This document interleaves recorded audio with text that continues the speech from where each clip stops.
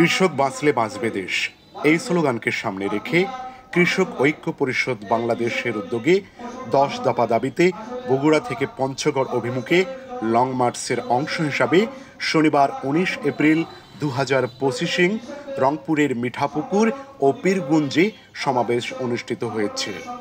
মিঠাপুকুর উপজেলায় কৃষক ঐক্য পরিষদ বাংলাদেশের সদস্যরা সকাল থেকে রংপুর ঢাকা মহাসড়কের মিঠাপুকুর অংশে ফ্লাইওভারের কাছে সমবেত হন।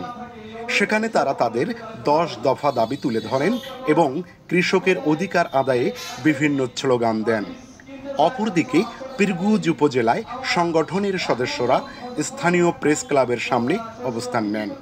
সেখানেও তারা একই দাবিতে শান্তিপূর্ণভাবে তাদের কর্মসূচি পালন করেন। উল্লেখ্য, কৃষক ঐক্য পরিষদ বাংলাদেশ গত ১৭ এপ্রিল থেকে আগামী ২৩ এপ্রিল পর্যন্ত এই লং মার্চের আয়োজন করছে। তাদের প্রধান দাবিগুলোর মধ্যে রয়েছে কৃষকের উৎপাদিত পণ্যের ন্যায্য মূল্য নিশ্চিত করা, কৃষি উপকরণের দাম কমানো এবং কৃষি ঋণ সহজলভ্য করা। এই লং মার্চ বগুড়া থেকে শুরু হয়ে বিভিন্ন জেলা ও উপজেলা প্রদক্ষিণ করে আগামী ২৩ এপ্রিল পঞ্চগড়ে শেষ হবে বলে জানা গেছে। কৃষক ঐক্য পরিষদে এই কর্মসূচি কৃষকদের মধ্যে ব্যাপক সাড়া ফেলেছে এবং তাদের অধিকার আদায়ের সংগ্রামে নতুন মাত্রা যোগ করেছে।